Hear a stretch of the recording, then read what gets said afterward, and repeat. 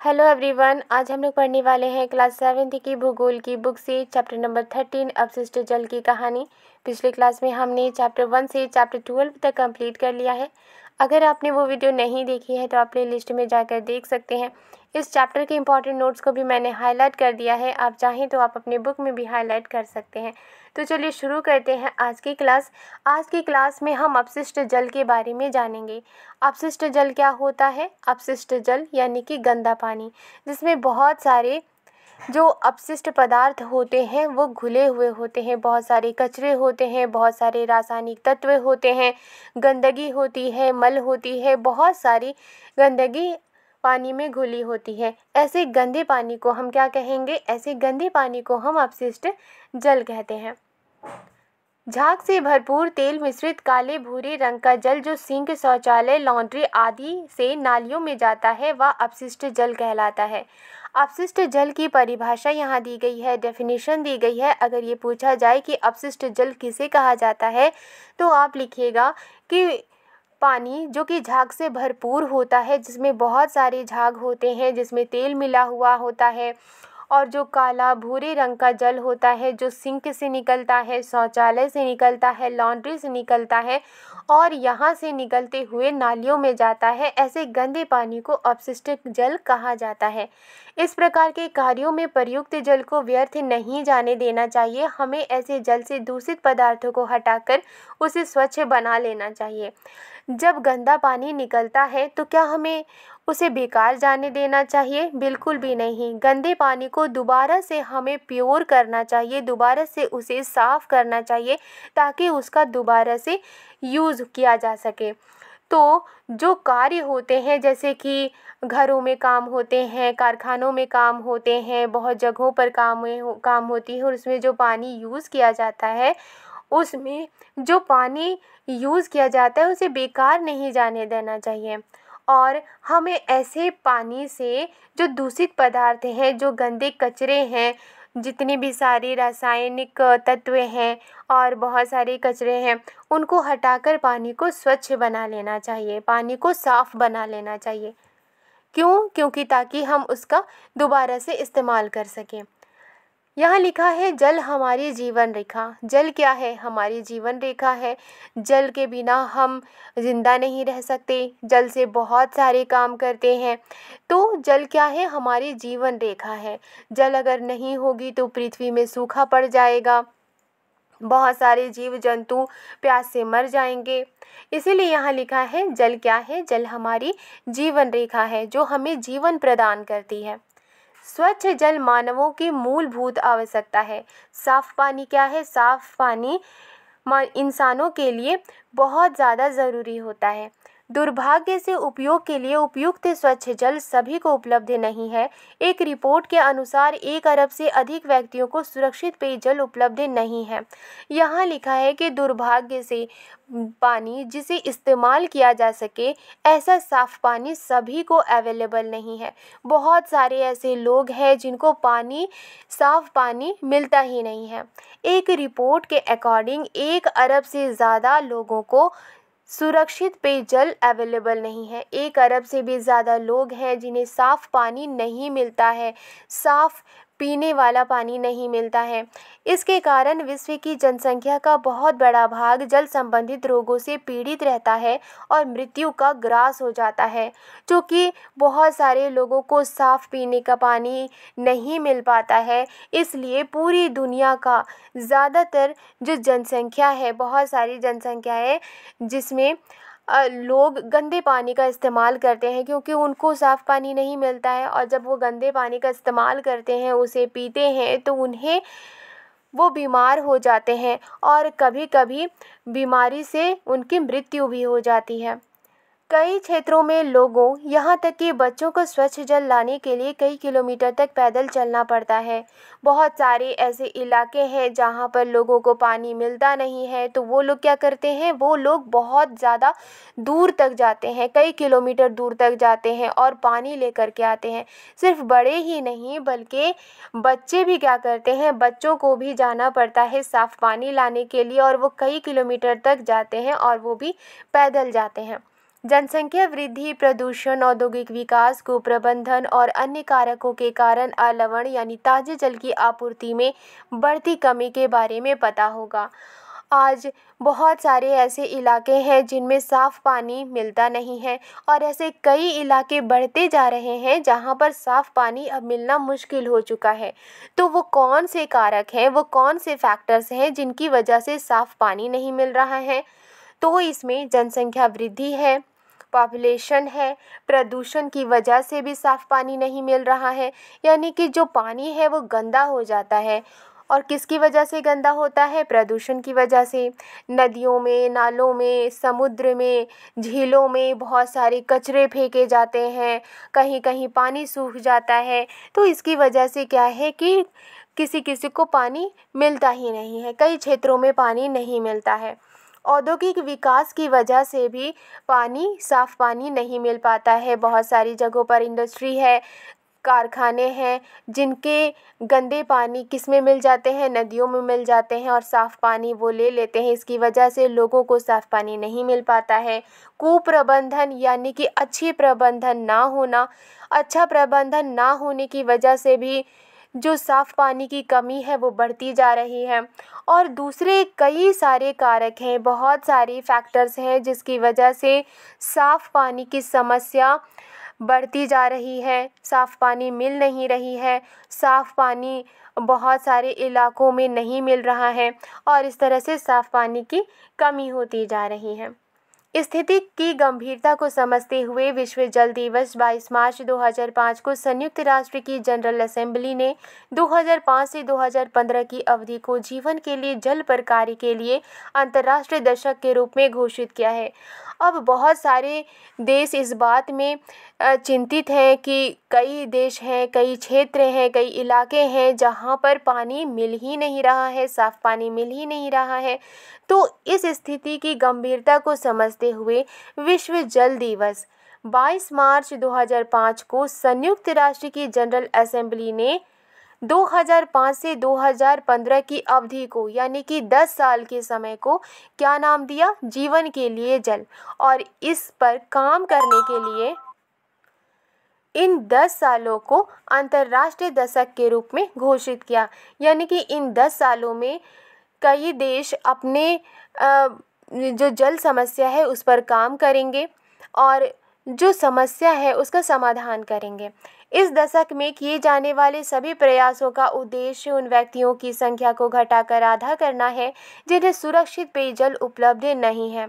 अब ये जो कोशिश थी, जो जीवन के लिए जल की जो कोशिश थी वो क्यों थी? वो इसलिए थी ताकि जितने भी लोगों को स्वच्छ पानी नहीं मिल पा रहा है, साफ़ पानी नहीं मिल पा रहा है, ऐसे बहुत सारे लोग हैं, उनकी जनसंख्याएं बहुत हैं, तो कोशिश करके इस जनसंख्या को घटाने की कोशिश की गई। यानी कि जो पानी है उसको साफ़ किया जाने लगा और उसको दोबारा से यूज़ करने के काबिल बनाया जाने लगा।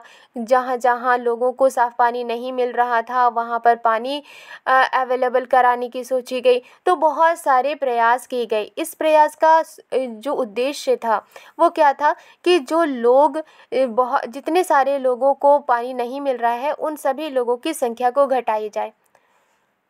ऐसा देखने में आता है कि इस उद्देश्य की प्राप्ति के लिए काफ़ी प्रयास किए गए हैं, लेकिन अभी बहुत कुछ बाकी है। तो जितने भी कोशिश किए गए हैं, लोगों की जनसंख्या बहुत है जिन्हें साफ़ पानी नहीं मिल पाता है, ऐसी जनसंख्या को कम करना है। यानी अगर कम जनसंख्या होगी ऐसी जिसे पानी नहीं मिलता है तो क्या समझ में आएगा कि बहुत सारे लोगों को अब साफ़ पानी मिलने लगा है। तो ऐसा देखने में आता है कि ये जो उद्देश्य है उसकी प्राप्ति के लिए काफ़ी कोशिश किए गए हैं, लेकिन अभी बहुत कुछ बाकी है। बहुत ऐसे लोग हैं, बहुत ऐसे इलाके हैं जहाँ पर साफ़ पानी नहीं मिल पा रहा है। तो अभी भी कोशिश करनी चाहिए और अभी भी प्रयास करने चाहिए कि सभी लोगों को साफ़ पानी मिले। जल की सफाई करने के प्रक्रम में जल के जल स्रोतों में प्रवेश अथवा उसके पुनः उपयोग से पहले उसमें से प्रदूषकों को अलग करना सम्मिलित है। अब जो पानी गंदा हो जाता है उसको सफाई करने की भी ज़रूरत है। अब सफाई कैसे की जाती है उसके लिए बहुत सारे स्टेप से गुज़रना पड़ता है।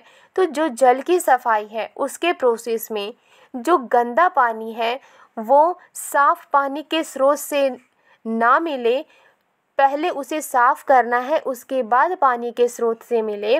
जैसे कि नदी है, झील है, समंदर है, जब गंदे पानी को साफ कर लिया जाए तब वो इस तरह के स्रोतों में मिले। और दोबारा से उसे यूज़ करने से पहले क्या किया जाता है, गंदे पानी से जो कचरे हैं उनको अलग किया जाता है। और इसे क्या कहेंगे, इसे ही कहेंगे हम जल की सफाई। अपशिष्ट जल के उपचार का यह प्रक्रम सामान्य रूप से वाहित मल उपचार कहलाता है। यह अनेक चरणों में संपन्न होता है। जो कचरे वाले जल होते हैं, जो गंदे पानी होते हैं, उनका उपचार किया जाता है। और उपचार जिस तरीके से किया जाता है, जिस प्रोसेस को अपनाकर उपचार किया जाता है, उसे क्या कहा जाता है, उसे वाहित मल उपचार कहा जाता है। और ये बहुत सारे स्टेप में पूरा होता है, बहुत सारे चरणों में ये पूरा होता है। अब हम लोग पढ़ेंगे वाहित मल क्या है। वाहित मीन्स प्रवाहित किया हुआ या फिर बहाया हुआ, और मल मीन्स उत्सर्जित पदार्थ। वाहित मल घरों, उद्योगों, अस्पतालों, कार्यालयों और अन्य उपयोगों के बाद प्रवाहित किए जाने वाला अपशिष्ट जल होता है। ये वाहित मल क्या होता है, वाहित मल अपशिष्ट जल होता है, यानी कि बेकार पानी होता है जिसमें कि बहुत सारी गंदगी शामिल होती है। और ये कहाँ से निकलती है, ये घरों से निकलती है, उद्योगों से निकलती है, अस्पतालों से निकलती है, कार्यालय से निकलती है, ऑफिस से निकलती है। और उसके बाद साफ पानी को यूज़ करने के बाद बहा दिया जाता है। और यही गंदा पानी जो बहा दिया गया होता है वही क्या होता है, अपशिष्ट जल होता है। इसमें वर्षा जल भी सम्मिलित है जो तेज वर्षा के समय गलियों में बहता है। सड़कों और छतों से बहकर आने वाला वर्षा जल अपने साथ हानिकारक पदार्थों को ले आता है। वाहित मल द्रव्य रूपी अपशिष्ट होता है। इसमें अधिकांश जल होता है जिसमें घुले हुए और निलंबित अपद्रव्य होते हैं। यहाँ लिखा है कि जो वाहित मल होता है इसकी वजह से जल क्या होता है, जल गंदा हो जाता है और ऐसे जल को अपशिष्ट जल कहा जाता है। इसमें वर्षा का जल भी शामिल होता है। जब तेज़ बारिश होती है तो तेज़ बारिश की वजह से सड़कें भर जाती है, गलियां भर जाती हैं। और तेज़ वर्षा जब होती है तो ये जो पानी है, वर्षा का पानी है, वो गलियों में बहता है। और सड़कों और छतों से बहकर जो आने वाला वर्षा का पानी है अपने साथ हानिकारक पदार्थों को, यानी कि बहुत सारी गंदगी को भी और बहुत सारे हानिकारक नुकसान पहुंचाने वाले पदार्थ को भी बहाकर ले आता है। वाहित मल द्रव्य रूपी अपशिष्ट होता है। जो बहा हुआ मल होता है वो द्रव्य रूपी अपशिष्ट होता है, यानी कि लिक्विड फॉर्म में वो कचरा होता है। इसमें अधिकांश जल होता है जिसमें घुले और हुए और निलंबित अपद्रव्य होते हैं। और जो वाहित मल होता है इसमें ज़्यादातर पानी होता है और इसमें घुले हुए निलंबित अपद्रव्य मीन्स कि ऐसे पदार्थ जो कि उस पानी में ठहरे हुए होते हैं, ऐसे जो पदार्थ हैं वो पानी में घुले हुए होते हैं। आगे लिखा है वाहित मल एक जटिल मिश्रण होता है जिसमें निलंबित ठोस, कार्बनिक और अकार्बनिक अशुद्धियाँ, पोषक तत्व, मृतजीवी और रोगवाहक जीवाणु और अन्य सूक्ष्म जीव होते हैं। यहाँ लिखा है कि जो वाहित मल होता है, जो बहाया हुआ मल होता है, वो एक जटिल मिश्रण होता है, कठिन मिश्रण होता है। क्यों? क्योंकि इसमें बहुत सारे निलंबित ठोस होते हैं।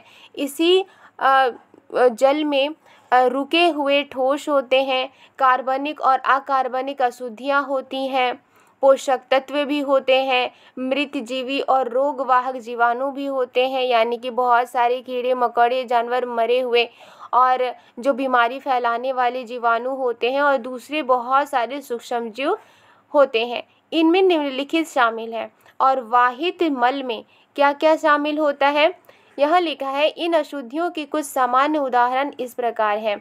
और ये जो अशुद्धियाँ होती हैं जो मिली हुई होती हैं उनमें से कुछ के नाम यहाँ पर, कुछ के उदाहरण यहाँ दिए हुए हैं।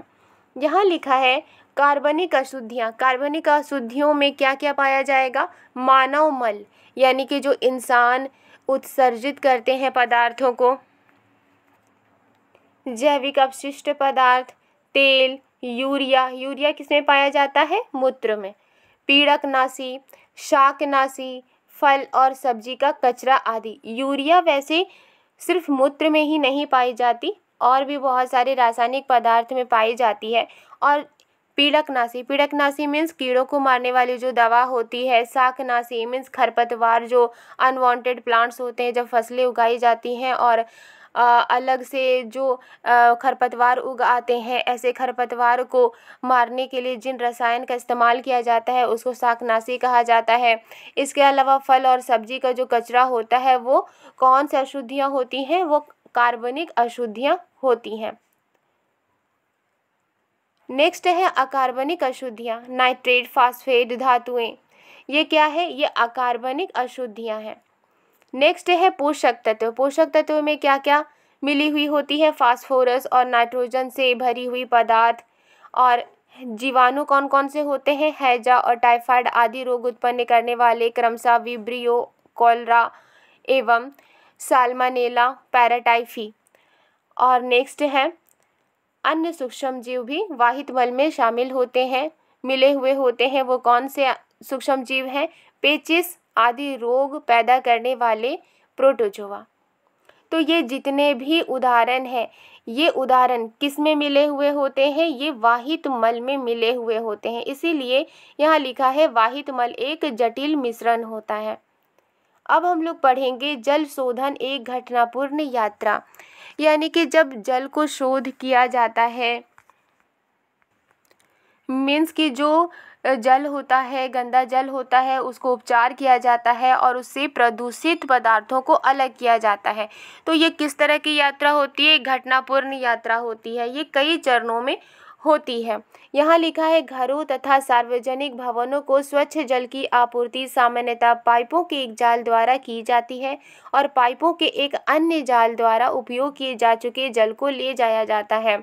घर और दूसरे जो सार्वजनिक भवन होते हैं वहाँ पर साफ पानी देने के लिए पाइपों का एक जाल बिछा होता है और इन्हीं पाइप से स्वच्छ पानी घरों तक पहुंचाया जाता है, सार्वजनिक भवनों तक पानी पहुंचाया जाता है। और साथ ही घरों और सार्वजनिक भवनों में जो पानी यूज़ हो जाता है वो फिर गंदा हो जाता है और फिर उस गंदे पानी को दूसरे पाइप के जाल के ज़रिए घरों से, सार्वजनिक भवनों से ले जाया जाता है। यदि हम भूमि के अंदर देख सकते तो इसमें बड़े और छोटे पाइपों का एक जाल दिखाई देगा। यहाँ लिखा है कि अगर हम ज़मीन के अंदर देख पाते तो हम ये देख पाते कि जो बड़े पाइप हैं, छोटे पाइप हैं, उनका एक जाल बिछा हुआ है। बड़े पाइप से ही बहुत सारे छोटे छोटे पाइप जुड़े हुए होते हैं, तो हमें ज़मीन के अंदर बड़े और छोटे पाइप का एक जाल दिखाई देगा जिसे सीवर कहते हैं। और इसी को क्या कहा जाता है? सीवर कहा जाता है। बहुत सारे छोटे बड़े पाइप आपस में जुड़े हुए होते हैं। एक से स्वच्छ पानी जाता है, दूसरे से जो गंदा पानी होता है वो आता है। तो ये ज़मीन में बहुत सारे पाइप्स बिछे होते हैं, जाल की तरह बिछे होते हैं। इसे क्या कहा जाता है? इसे सीवर कहा जाता है, जो मिलकर मल विसर्जन की व्यवस्था करता है। और ये जो सीवर है वो मिलकर के क्या करता है? मल विसर्जन, यानी कि जो गंदगी है उसको बहाने की व्यवस्था करता है। यह एक परिवहन तंत्र की तरह है जो वाहित मल को उसके उद्गम स्थल से उसके निपटान के स्थान अर्थात उपचार संयंत्र तक ले जाता है। और ये जो सीवर होता है, जो बहुत सारे पाइप्स मिले हुए होते हैं, एक साथ होते हैं, ये परिवहन तंत्र की तरह काम करता है। मीन्स कि पानी को लाना और ले जाने की तरह काम करता है। जो वाहित मल को, यानी कि जो गंदे पानी को उसके उद्गम स्थल से, यानी कि जहाँ पर गंदा पानी बन रहा है वहाँ से उसे उस जगह तक ले जाया जाता है जहाँ पर पानी को स्वच्छ करने का उपचार किया जाता है। यहाँ लिखा है मल व्यवस्था में मेन होल सामान्यतः प्रति 50 मीटर से 60 मीटर की दूरी पर दो अथवा अधिक सीवरों के संधि स्थल पर अथवा उन स्थानों पर स्थित होते हैं जहां दिशा में परिवर्तन होता है। यहाँ लिखा है कि मल व्यवस्था जो की जाती है इसमें जो मेन होल बनाया जाता है, मेन होल क्या होता है? मेन होल गटर का एक बड़ा सुराख होता है जिसमें आदमी उतरता है और उसकी साफ सफाई करता है।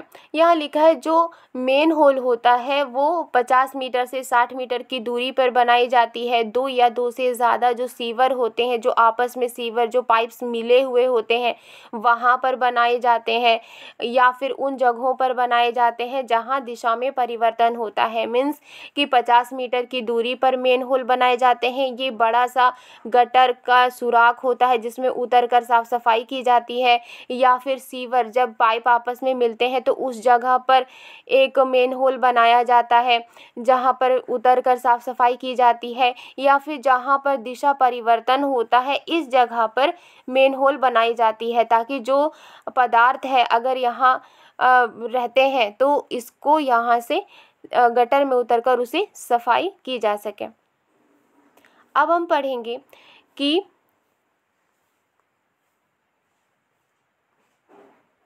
अपशिष्ट जल उपचार संयंत्र के बारे में, कि जो गंदा पानी होता है उसे किस तरह से साफ किया जाता है और उसके साफ करने के क्या क्या चरण होते हैं। यहाँ लिखा है अपशिष्ट जल के उपचार में भौतिक, रासायनिक और जैविक प्रक्रम सम्मिलित होते हैं। जब गंदे पानी को साफ किया जाता है तो उसमें भौतिक प्रक्रम भी होते हैं, मेहनत भी होती है, लोगों के अपने मेहनत भी होती है। रासायनिक यानी कि जो रासायनिक चीज़ें होती हैं उनका उपयोग करके भी पानी को साफ किया जाता है, और जैविक प्रक्रम भी सम्मिलित होते हैं। मीन्स कि जो प्राकृतिक तरीके से जो पानी को साफ किया जाता है ऐसे जैविक प्रक्रम भी शामिल होते हैं जो जल को संदूषित करने वाले भौतिक, रासायनिक और जैविक द्रव्यों को पृथक करने में सहायता करते हैं। यहाँ लिखा है ये जो प्रोसेस होता है ये संदूषित करने वाले यानी पानी को गंदा करने वाले भौतिक, रासायनिक और जैविक द्रव्यों को अलग करने में मदद करते हैं। पहला क्या है, सर्वप्रथम अपशिष्ट जल को ऊर्ध्वाधर लगी छड़ी से बने सलाका छन्ने यानी बार स्क्रीन से गुजारा जाता है। इससे अपशिष्ट जल में उपस्थित कपड़ों के टुकड़े, डंडियां, डिब्बे, प्लास्टिक के पैकेट, नैपकिन आदि जैसे बड़े साइज के संदूषक अलग हो जाते हैं। तो सबसे पहले क्या किया जाता है कि जो अपशिष्ट पानी होता है, जो गंदा पानी होता है, उसको इस तरह से ऊर्ध्वाधर लगी यानी कि वर्टिकली लगी छड़ों से एक छलनी की तरह बनाई जाती है। इसी से ये पानी गुजारा जाता है, जिससे क्या होता है कि जो बड़े बड़े पदार्थ होते हैं, जो गंदे पदार्थ होते हैं, वो यहीं पर रुक जाते हैं और इन्हें हटा दिया जाता है।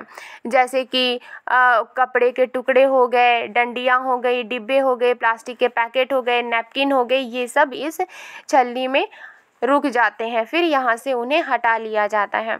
अब जो पानी बचता है जिसमें कि जो मोटे मोटे पदार्थ होते हैं, जब वो हट जाते हैं तो उस पानी को क्या किया जाता है। नेक्स्ट क्या है, अब वाहित अपशिष्ट जल को ग्रीट और बालू अलग करने की टंकी में ले जाया जाता है। अब जो बहा हुआ जो गंदा पानी होता है उसमें से ग्रीट और बालू को अलग करने के लिए उसे टंकी में ले जाया जाता है। इस टंकी में अपशिष्ट जल को कम प्रवाह से छोड़ा जाता है, जिससे उसमें उपस्थित बालू, ग्रीट और कंकड़ पत्थर उसकी पेंदी में बैठ जाते हैं। यानी कि उस टंकी में जिस टंकी में ग्रीट और बालू को अलग किया जाता है, उस टंकी में जो गंदा पानी होता है उसे कम फ्लो के साथ छोड़ा जाता है, उसे तेज़ फ्लो के साथ नहीं छोड़ा जाता, जिससे उसमें उपस्थित जो बालू, ग्रीट और कंकड़ पत्थर होते हैं टंकी की पेंदी में बैठ जाते हैं। मीन्स की जो टंकी होती है उसकी तल में बैठ जाते हैं। नेक्स्ट है, फिर जल को एक ऐसी बड़ी टंकी में ले जाया जाता है जिसका पेंदा मध्य भाग की ओर ढलान वाला होता है। यहाँ लिखा है जब पहले टंकी से बालू, ग्रीट, कंकड़ पत्थर अलग हो जाते हैं, जो पानी बचता है उस पानी को फिर बड़े टंकी में ले जाया जाता है, और बड़े टंकी का जो तल होता है वो इस तरह से ढलान होता है। जल को इस टंकी में कई घंटों तक रखा जाता है, जिससे मल जैसे ठोस उसकी तली के मध्य भाग में बैठ जाते हैं। फिर जो पानी होता है इस टंकी में कई घंटों तक उसे रखा जाता है पानी को, जिससे कि जो मल होता है, मल जैसे जो ठोस होते हैं उसकी तली में यानी कि टंकी की तली के बीच के भाग में बैठ जाते हैं। फिर इन अशुद्धियों को खुरचकर बाहर निकाल दिया जाता है। यह आपंक यानी स्लज होता है। जो ठोस बड़ी टंकी के पेंदे में यानी बीच भाग में बैठ जाता है उस ठोस को क्या कहा जाता है, आपंक कहा जाता है। अपशिष्ट जल में तैरने वाले तेल और ग्रीस जैसे अशुद्धियों को हटाने के लिए अपमथित्र यानी स्कीमर का प्रयोग किया जाता है। अब जो गंदा पानी होता है उसमें तेल होता है, ग्रीस होता है, इस तरह की अशुद्धियों को हटाने के लिए क्या किया जाता है? अपमथित्र यानी कि स्कीमर का यूज़ किया जाता है। इस प्रकार साफ किया गया जल निर्मलीकृत जल कहलाता है और इसके बाद जो पानी साफ किया जाता है, जो पानी साफ मिलता है, वो निर्मलीकृत जल कहलाता है। आगे लिखा है आपंक को एक पृथक टंकी में स्थानांतरित किया जाता है जहां ये अवायवीय जीवाणुओं द्वारा अपघटित हो जाता है। जो आपंक होता है यानी कि जो टंकी में जो बीच भाग में जो ठोस पदार्थ होते हैं जिनको अलग किया जाता है, खुरच कर अलग किया जाता है, ऐसे आपंक को अलग टंकी में स्थानांतरित किया जाता है जहां ये अवायवीय जीवाणुओं द्वारा यानी कि ऐसे जीवाणु जिन्हें ऑक्सीजन की ज़रूरत नहीं होती, ऐसे जीवाणुओं के जरिए वो अपघटित हो जाता है, डिकम्पोज हो जाता है। इस प्रक्रम में उत्पन्न होने वाली बायोगैस जैव गैस का उपयोग ईंधन के रूप में अथवा विद्युत उत्पादन के लिए किया जा सकता है। जो अवायवीय जीवाणु होते हैं वो क्या करते हैं? वो पदार्थों को अपघटित करते हैं, यानी कि जो पदार्थ होते हैं उनमें से तत्व अलग अलग हो जाता है और ये जो प्रोसेस है इसमें उत्पन्न होने वाली जो बायोगैस है जिसे जैव गैस कहा जाता है वो ईंधन के रूप में यूज़ किया जाता है, यानी फ्यूल के रूप में यूज़ किया जाता है, या विद्युत उत्पादन के लिए किया जा सकता है, या फिर विद्युत उत्पादन के लिए यानी कि इलेक्ट्रिसिटी के उत्पादन के लिए यूज़ किया जा सकता है। आगे लिखा है निर्मलीकृत जल में पंप द्वारा वायु को गुजारा जाता है जिससे उसमें वायवीय जीवाणुओं की वृद्धि होती है। यहाँ लिखा है कि जो साफ पानी होता है उसमें पंप के जरिए वायु को गुजारा जाता है जिससे उसमें वायवीय जीवाणु की यानी कि ऐसे जीवाणु जिन्हें ऑक्सीजन की ज़रूरत होती है, ऐसे जीवाणुओं की वृद्धि होती है। ये जीवाणु निर्मलीकृत जल में अब भी बचे हुए मानव अपशिष्ट पदार्थों, खाद्य अपशिष्ट, साबुन और अन्य अवांछित पदार्थों का उपभोग कर लेते हैं। और ये जो जीवाणु होते हैं साफ पानी में मौजूद अब भी जो मानव अपशिष्ट पदार्थ होते हैं, खाद्य अपशिष्ट होते हैं, साबुन होते हैं या दूसरे अवांछित पदार्थ होते हैं, उनको वो कंज्यूम कर लेते हैं, उनका वो उपभोग कर लेते हैं।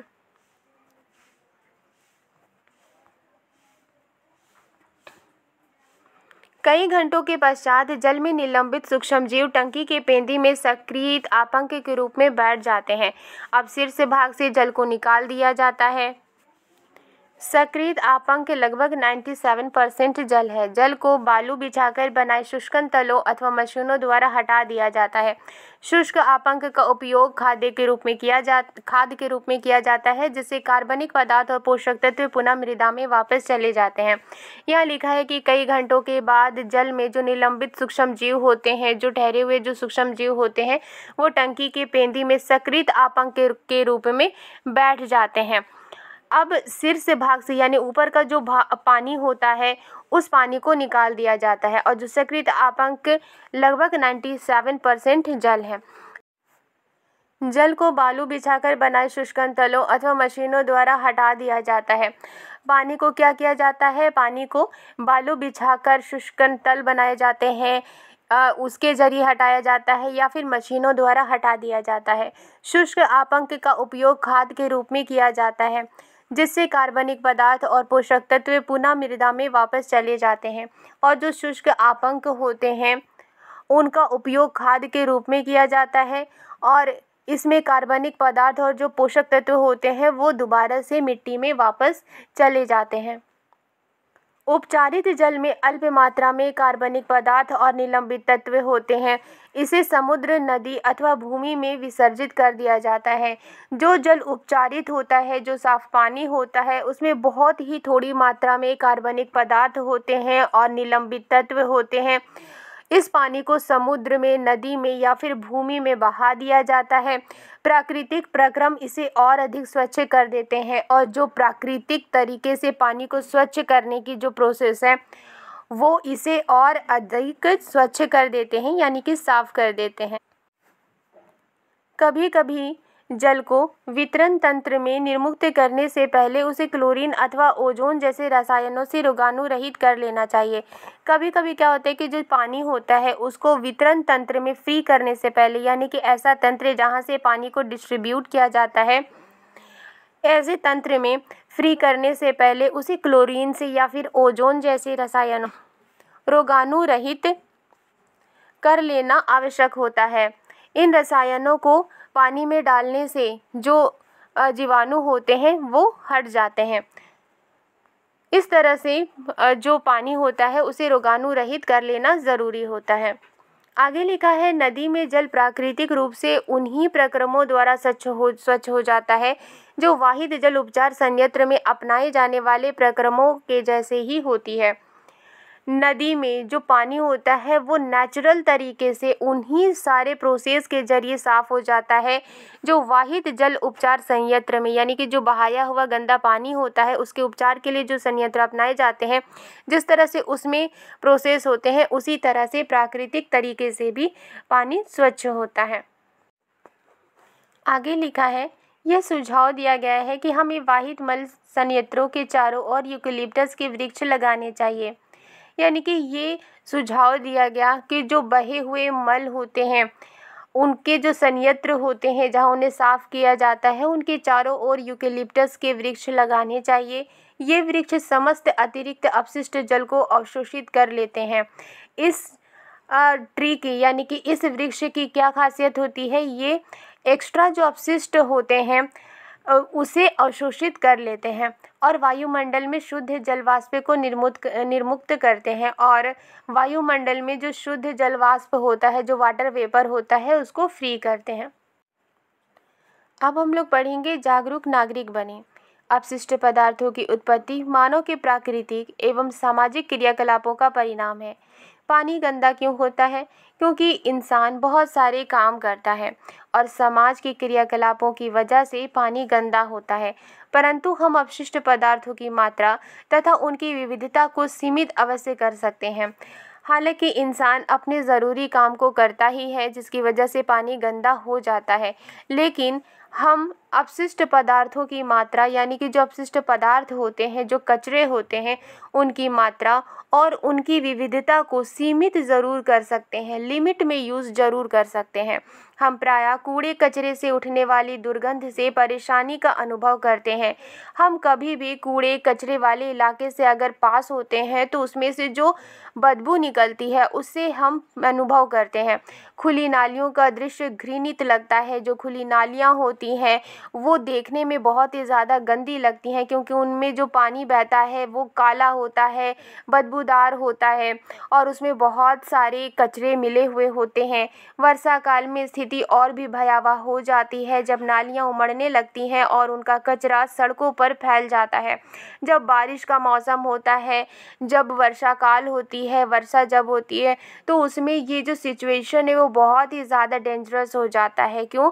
क्योंकि जो नालियाँ होती हैं उनमें पानी भरने लगता है और नालियाँ उमड़ने लगती हैं और नाली के अंदर जो कचरा होता है वो सड़कों पर फैल जाता है, जो कि बहुत ही ज़्यादा गंदा लगता है और बदबू भी जिससे आती है।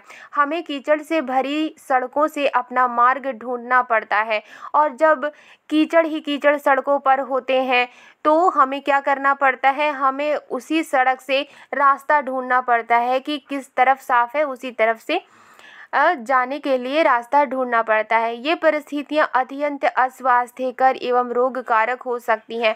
ये जो परिस्थितियाँ होती हैं, जो सड़कों पर कचरे फैल जाते हैं, बदबू आती है, कीचड़ भर जाता है, ये स्वास्थ्य के लिए अच्छा नहीं होता, अस्वास्थ्यकर होता है और इससे बीमारी हो सकती है। सड़कों पर बिखरे कचरे या अपशिष्ट पदार्थों पर रोगवाहक मच्छर, मक्खियाँ तथा अन्य कीट पनपने लगते हैं और जो सड़कों पर जो कचरे बिखरे पड़े होते हैं उनमें जो मच्छर जो कि बीमारी करते हैं, ऐसे रोगवाहक मच्छर और मक्खियाँ और दूसरे जो कीट हैं वो पनपने लगते हैं। एक जागरूक नागरिक के नाते आपका कर्तव्य है कि आप नगर पालिका तथा ग्राम पंचायत को इन विषम परिस्थितियों के बारे में आगाह करें तथा उनसे यथोचित कदम उठाने के लिए आग्रह करें।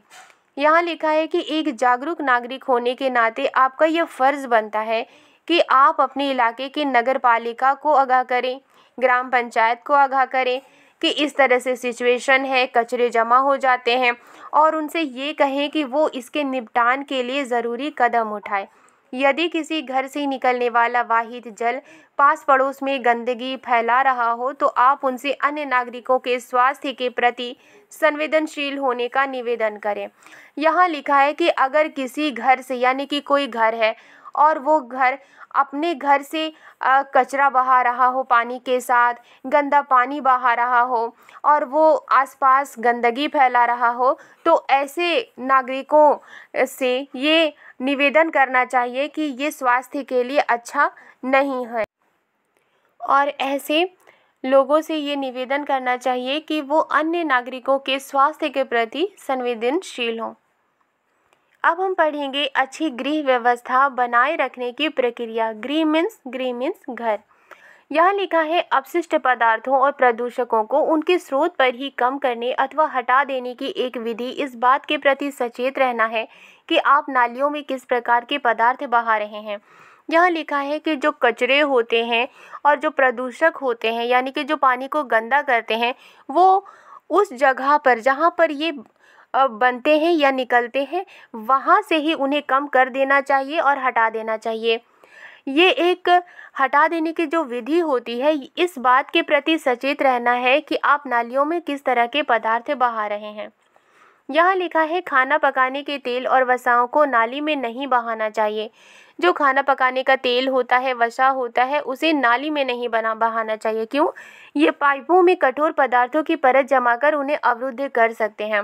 जो तेल होता है, वसा होता है, वो पाइप में कठोर पदार्थ की परत जमा देते हैं और पाइप को अवरुद्ध कर सकते हैं। फिर पाइप क्या होता है कि उससे पानी का बहाव कम हो जाता है।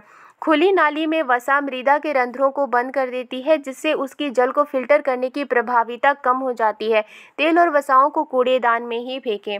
यहाँ लिखा है कि जो नालियाँ खुली होती हैं उसमें वसा मृदा की, यानी मिट्टी के रंध्रों को, उनके स्पेस को बंद कर देती है, जिससे कि जो मिट्टी की जो जल फिल्टर करने की गुण है उसको प्रभावित करती है और मिट्टी जो है वो पानी को कम फिल्टर करती है। तेल और वसाओं को कूड़ेदान में ही फेंके। जो तेल और वसा है उसको कूड़ेदान में ही फेंकना चाहिए।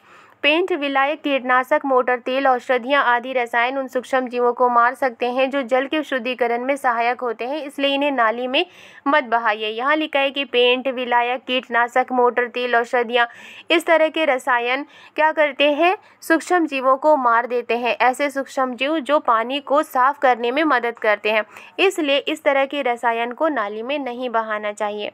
नेक्स्ट है प्रयुक्त चाय की पत्ती, बचे हुए ठोस खाद्य पदार्थ, मृदु खिलौनों, रुई, सैनिटरी टॉवेल आदि को भी कूड़ेदान में ही फेंका जाना चाहिए। यहाँ लिखा है कि जो चाय की पत्ती यूज़ हो जाती है, बचे हुए ठोस खाद्य पदार्थ होते हैं, मृदु खिलौने होते हैं, रुई होती है, सैनिटरी टॉवेल होते हैं, इनको भी कूड़ेदान में ही फेंकना चाहिए। इनको भी नाली में नहीं बहाना चाहिए। ये नालियों को अवरुद्ध कर देते हैं। ऐसे अपशिष्ट ऑक्सीजन का मुक्त प्रवाह नहीं होने देते हैं, जिससे निम्नीकरण का प्रक्रम बाधित होता है। ये जो अपशिष्ट पदार्थ होते हैं, जो कचरे होते हैं, वो नालियों को अवरुद्ध कर देते हैं, नालियों को जाम कर देते हैं। इस तरह से ये कचरे ऑक्सीजन का मुक्त प्रवाह नहीं होने देते हैं, जिससे निम्नीकरण का प्रक्रम बाधित होता है। अब हम लोग पढ़ेंगे स्वच्छता और रोग। स्वच्छता की कमी और संदूषित पेयजल अनेक रोगों का कारण बनते हैं, यानी कि ऐसा पानी जिसमें स्वच्छता की कमी होती है और जो गंदी हो जाती है, इससे बहुत सारे रोग होते हैं। हम अपने देश की स्थिति पर चर्चा करते हैं। हमारी जनसंख्या का एक बड़ा भाग आज भी मल व्यवन व्यवस्था की सुविधाओं से वंचित है।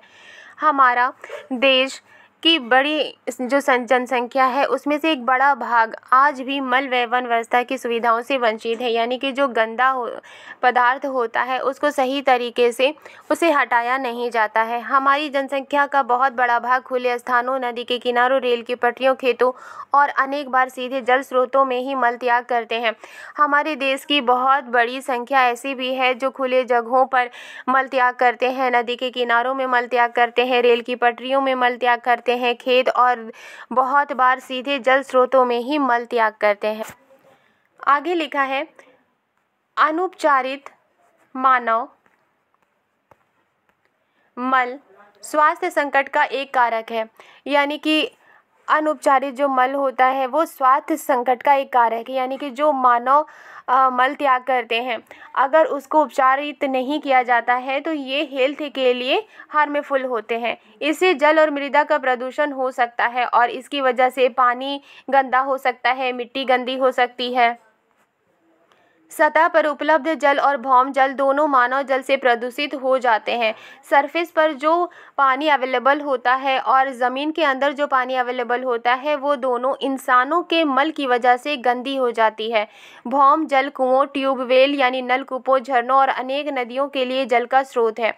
ज़मीन के अंदर का जो पानी है, कुएं का पानी, ट्यूबवेल यानी नलकूप का पानी, झरनों का पानी, वो और अनेक जो नदियाँ होती हैं वो पानी का स्रोत होती हैं।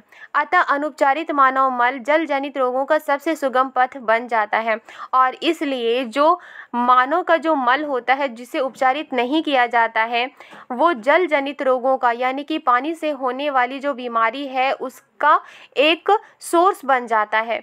इनमें हैजा, टाइफाइड, पोलियो, मेनिनजाइटिस, हेपेटाइटिस और पेचिस जैसे रोग सम्मिलित हैं। और गंदे पानी से होने वाली जो बीमारी है वो क्या क्या है, वो हैजा है।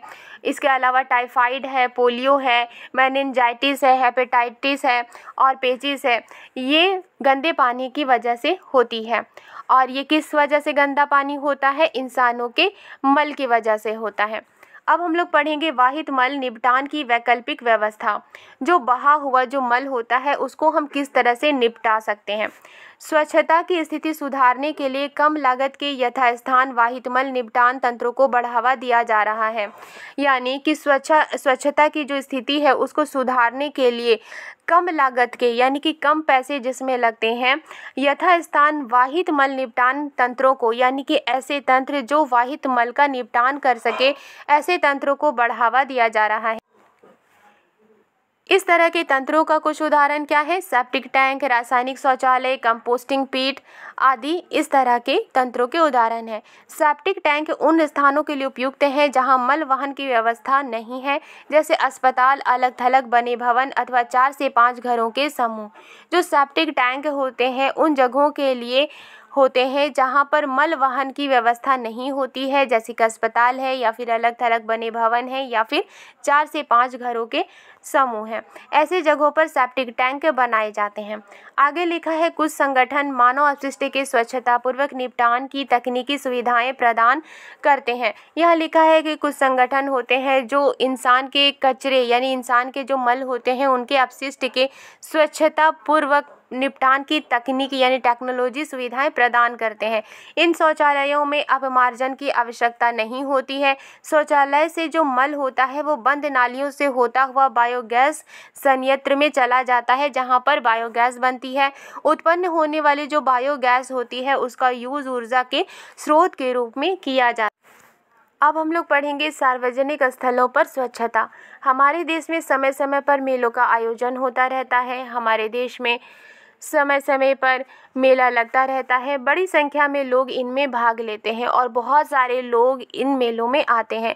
इसी प्रकार railway station, bus stand, airport, अस्पताल आदि बहुत भीड़ वाले सार्वजनिक स्थल होते हैं। ये जो जगह होते हैं उनमें बहुत सारे लोग आते जाते रहते हैं। प्रतिदिन हजारों लोग यहाँ आते हैं। यहाँ विशाल मात्रा में अपशिष्ट पदार्थ जनित होते हैं। इनका उचित निपटान आवश्यक होता है, अन्यथा महामारी फैल सकती है। यहाँ लिखा है कि बहुत सारे हजारों लोग इस तरह के जगहों पर आते हैं। इस वजह से कचरे जमा हो जाते हैं और इन कचरों का निपटान ज़रूरी होता है, अन्यथा महामारी फैल सकती है। सरकार ने स्वच्छता के कुछ निश्चित मानक निर्धारित किए हैं, लेकिन दुर्भाग्य से इस तरह के मानक को सख्ती से लागू नहीं किया जाता है। तथापि हम सभी सार्वजनिक स्थलों पर स्वच्छता बनाए रखने में योगदान कर सकते हैं। लेकिन फिर भी हम सार्वजनिक स्थलों पर सफाई बनाए रख सकते हैं, सफाई बनाए रखने में योगदान कर सकते हैं। हमें यहाँ वहाँ कूड़ा करकट नहीं फेंकना चाहिए। और हम किस तरह से योगदान कर सकते हैं?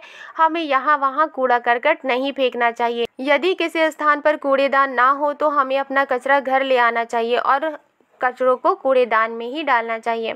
निष्कर्ष, अपने पर्यावरण को साफ और स्वस्थ रखने में हम सभी को भूमिका निभानी है। हम सभी कंट्रीब्यूट कर सकते हैं, हम सभी को कंट्रीब्यूशन देनी चाहिए। जल स्रोतों को स्वस्थ यानी कि जहाँ से पानी हमें मिलती है, ऐसे स्रोतों को स्वस्थ अवस्था में बनाए रखने के लिए हमें अपने उत्तरदायित्व को समझना चाहिए। हमारा क्या फ़र्ज़ है, हमें ये समझना चाहिए। हमें अपने जीने के तौर तरीक़ों में अच्छी स्वच्छता की आदतों को अपनाना चाहिए। परिवर्तन के दूत के रूप में यानी कि बदलाव के दूत के रूप में हमारी व्यक्तिगत पहल से ही बहुत फ़र्क आ जाएगा।